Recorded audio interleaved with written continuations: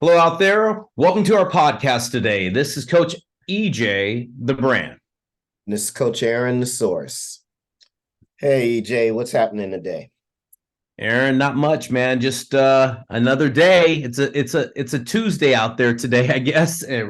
But everything's great, man. Just it's the fall, right now a little bit, and get into some interesting things that are happening with all your athletes. So I guess what I want to talk about today, Aaron, is, are you a long-term vested athlete?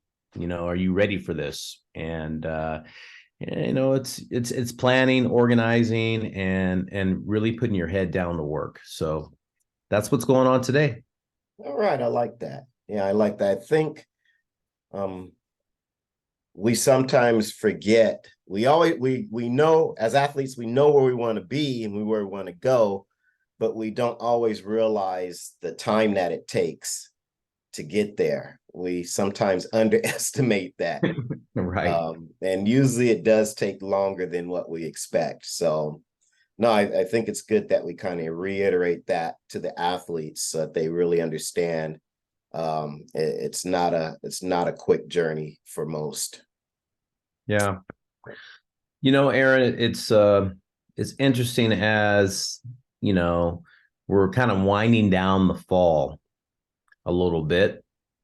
And I see athletes, thinking, wow, we're halfway through it or a little bit further halfway through it. And, what else do I have to do? It's kind of that look on their face. And I don't know if you see this either when you see athletes at the facility, but I see it on the field with it. Is this, it's like, okay, this is it. It's like, okay, what else do I do? And is this it? And I'm like, wow, this is just the start of it, people. We're putting our head down and as I always say, we're working in the dark, or we're really in the dirt, or we're in the epicenter of our development as a person, as an athlete. And these are the dog days a little bit. It's not so glamorous right now. And I always think that, you just need to put your head down and grind it out in a positive way and really have a plan. So that's what I'm kind of thinking this today. That's what where my mind's kind of wrapped up in that a little bit, that first initial thought. Yeah, we're at the beginning of October for the most part. And this is usually what I consider the start of off season for a lot of spring sports. So Right. a lot of my track athletes, a lot of the baseball, softball, they're kind of winding down. Some have maybe taken some time off, Right. and they're now getting ready for next year, for February of next year. And I don't, not sure if athletes are, again, we always talk about putting a calendar together, Mhm. and I'm not sure if most athletes are doing that and knowing that, hey, okay, October 15th, October 31st, October, whatever it is, this is when I need to start my program. I still find kids kind of waffling. And like you said, they're finished up and now they're kind of floating around wondering what they should do. And my thing is kind of have that set before it happens to you. Not every program is going to be available. Not every program is going to be offered. Not every program is going to be, open to you. So I always think that maybe if you do just a little bit of pre-planning, maybe putting fillers out in Mhm. August and September, knowing, hey, these things are going to be happening, and this is how I'm going to conduct my off season. I think that seems to be a lot better strategy. But we're here now, so Right. what do we do? Well, you find yourself a program, or you build yourself a program, or do whatever you need to do to get that off. Excuse me, that off season going. You still have plenty of time, but you don't have a lot of time. What I tell athletes is that you've got time, but you're also going to lose a lot because of the holidays. And everyone always forgets about the holidays. They figure, Yeah. okay, October, November, December, January. Oh man, I got 4 months to train. That's not the case. Okay. You're probably going to lose a couple of weeks, maybe even 3 for the holidays. Things might close up. You might go on vacation. All of those sorts of things start to affect the calendar. Plus, just because it's 4 months, it's a 4-month period, doesn't mean you're training all those 4 months. So let's be realistic. And I always tell people this about the calendar. Right. You can say, okay, I'm gonna performance train twice a week for until January. Okay. Okay, well, that's 16 weeks or so? Right. That's only 32 training sessions. Nothing. Yeah, it's a drop in the bucket. So Yeah. don't assume that because you have a block of 4 months that you're going to get to where you need to be, especially if you're only doing something 1 time a week or 2 times a week. It doesn't work that way. And so I want people to keep in mind, it's the number of days trained, not the time period in which you've trained. It's very easy for an athlete to say, oh yeah, I've been training for the last month. Well, Right. how many sessions did you go to? Oh, I went twice a week. Well, that's only 8 sessions. Nothing. Okay. And again, I talk about the training effect and how long it takes. And it takes a minimum of 20 to maybe 32 sessions for your body to acclimate and absorb, and you be able to apply that training.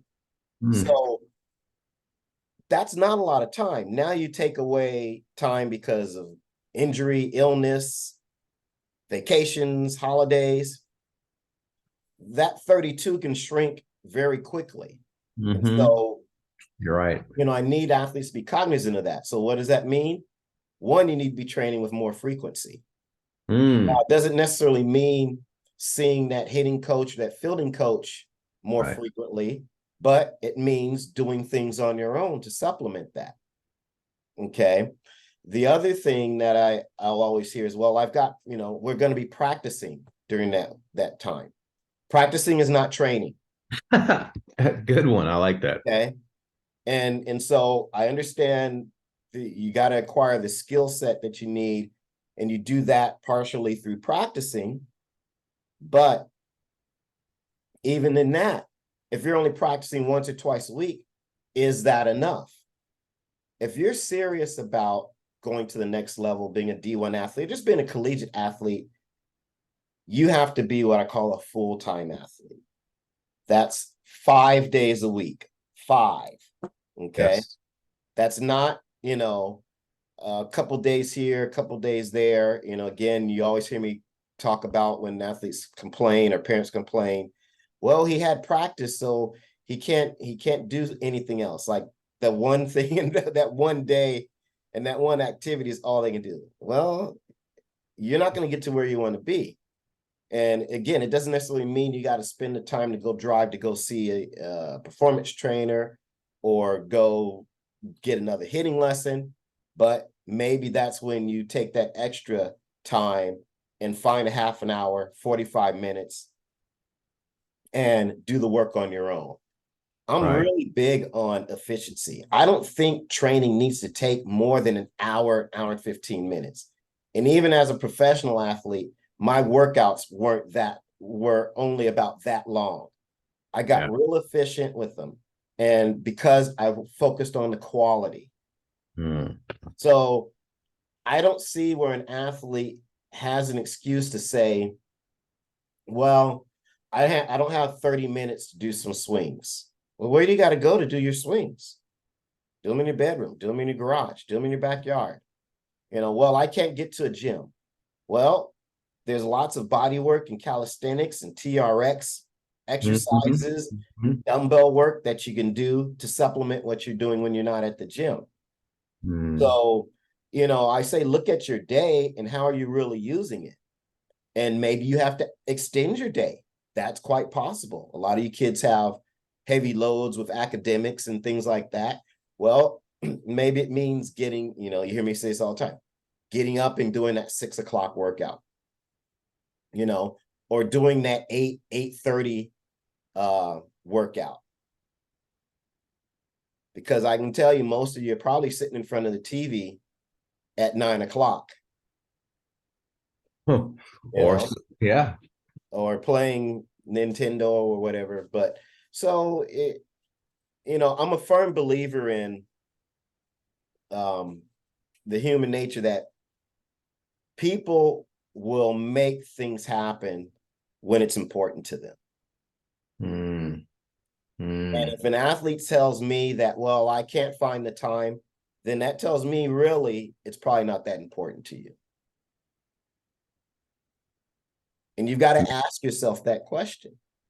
How important, and be honest with yourself. If you say, you know what, it's not worth it doing the extra 30 minutes. Okay, understand that, and be okay with the consequences, or be okay with the risk associated with that decision.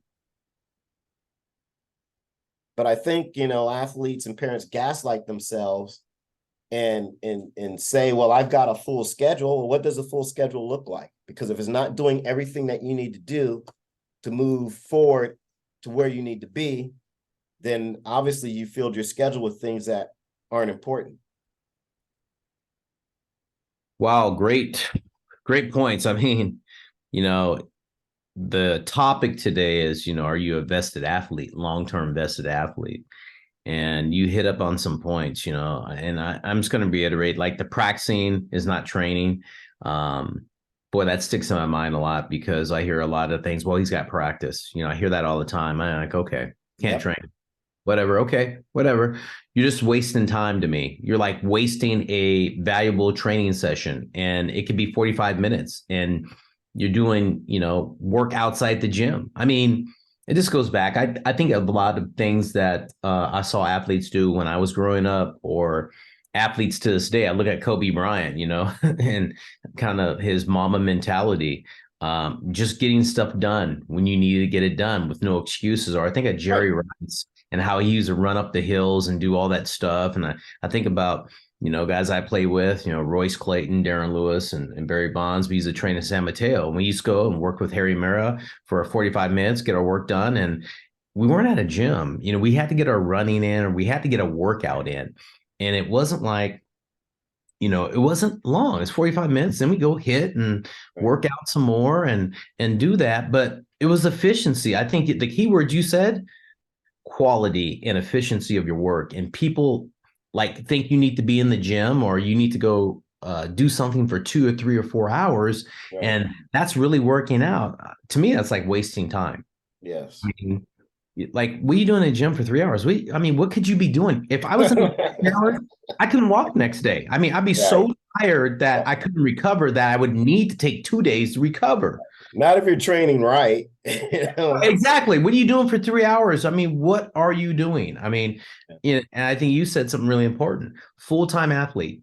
You're full-time student athlete, because a lot of you are students and you're athletes, or whether you're not and you're just listening to us and you're an athlete, you're full time with it. It means you need to manage your skills. You need to manage your time. You need to understand what you need to do, write it down. I'm going to do this from this to this time, and I'm going to do this from this time, and just be organized with your time to be a fully vested athlete when you're out here for the long term. If you're thinking you want to go play varsity sports, or go play Division 1, Division 2, Division 3, or professional sports, whatever, you need to understand what you're doing and how you're doing it. If you're just flying by the seat of pants, think, oh yeah, I go work two days a week on sports performance, or I practice here, that's good enough. That's nothing. I mean, you can have said any better. Your body doesn't really start to understand itself through 32 training sessions. Can I tell you something? That was like 32 sessions to me was like almost like a month. It was like, Yeah. I'm doing 32 sessions. That's at least, a month and a half of training. Right. How I looked at it. A month and a half of training. If I'm really working at it, 5 days a week, it's Right. a month and a half of training. Right. And that's nothing. I mean, and could you imagine if you were organized and did a month and a half, October to November, then took a little break because of the vacation, then another month and a half before the holiday break in December? Okay, and then another man, you're up to 64 to Right, 70 something sessions before January. right. Man, now that is accomplishing something with the body. Now Yeah. the body starts to change. The body starts to get stronger. The will and the mental side of the your mind gets into this euphoric state of you can't be stopped. Right. Now the training now is making you tougher mentally, Mhm. not only physically but mentally ready to go. And you're not even at the first of the year, man. Look at the confidence you have and look at the energy and look, you can go longer now in your training because you're now have that body ready to go to endure a season. You know what I'm saying? Yeah. Yeah, I mean, just listening to you talk right now, it just something just kept pounding in my head. And it was, I don't think that athletes grasp the concept that practicing is and training is for transformation. Hmm. You're trying to change Right. your body, you're trying to change your skill set. And you got to be realistic on how long that takes and how many sessions it takes and what those incremental steps are going to be based on how much you put in. And because, performance training and private coaching and all and travel baseball has become so, kind of mainstream or passe, I think there's more of a check the box mentality about it than, in other words, people are looking for an attendance award, not what knowledge did I, gain from going, Right. or what growth, in other words, did I gain from going? I can go to a math class all semester and learn very little, or I can learn a whole lot, Yeah. so it's how you're using that time. I think that's important. And the ideal is, regardless of how much time you put in, there's got to be growth at the end of it. Mhm. And it may not be all the growth you want, but because maybe your time was limited. But there Right. still needs to be some growth. And in training, what athletes don't tend to understand, and even the parents sometimes, is that in most instances, you're actually relearning something, especially with me and running. And I know it's the same with you in hitting. Yeah. Because if you've got a 12 or 13-year-old who's been doing something, 10, 11 years of their life, do you realistically think someone's going to be able to change that and change it and make it stick and change it and make it stick under duress and pressure and competition Mm. in a handful of sessions? Yeah. Now it's been done. I can say Yeah, it's but been done. I've done it, yeah. but that's really, you're really not playing the odds, Yeah. you know, because more likely than not, it takes more time than what people understand. Regardless how good I am, regardless how good you are, Right. regardless how receptive the kid is, because again, there's a process, introduction of the concepts, the new concepts, learning those concepts and understanding them, applying those concepts in practice and doing it routinely, and Hmm. now applying those concepts under duress and competition, which Right. is what performance is.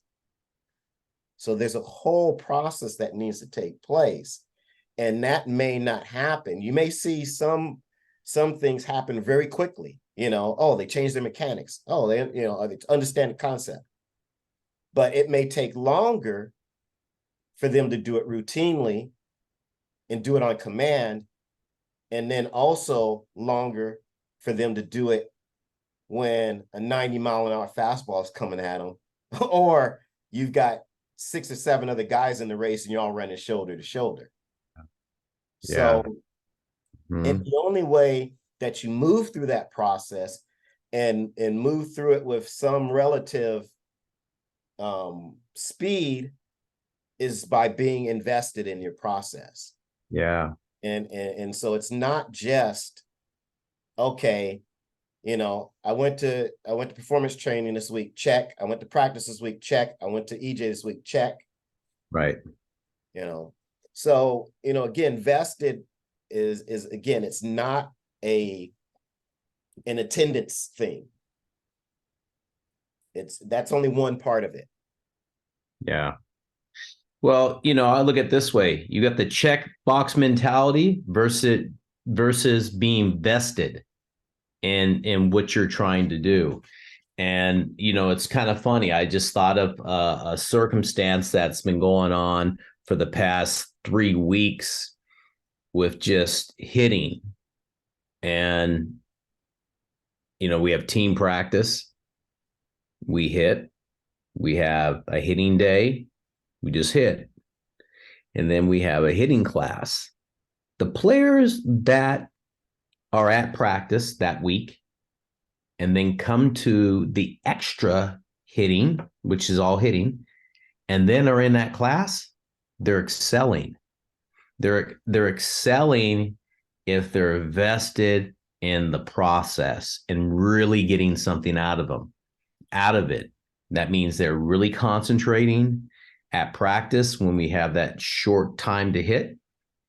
And then when they come in and hit, they're ready to go. And then we have the hitting class. Those kids that are really into it and they're being that full-time athlete in terms of just hitting are benefiting. But that's, like you said, it's not the checkbox. It's like being consistent with your practice or your training. And it's not all day. It's like I said, it's a very short amount of time. You get a lot of work done. So I think what you said is very important today, Aaron. Checkbox mentality versus, are you a vested athlete? What does that really mean to you? And that really talks to the point of, are you invested in what you're doing? Nada or nothing more to say. Not at all. Anyway, hey, it's been a great talk today, Aaron. And hey, hit us up, people out there. As Aaron says, check the box all the time when you guys listen to us. Yeah, And hit that like button. hit the like button on YouTube, right? Yep. Let us know what you're thinking, and we'll chop it up. We'll talk about it. Well, this is Coach EJ, the brand. Still sharing the source. We'll see you.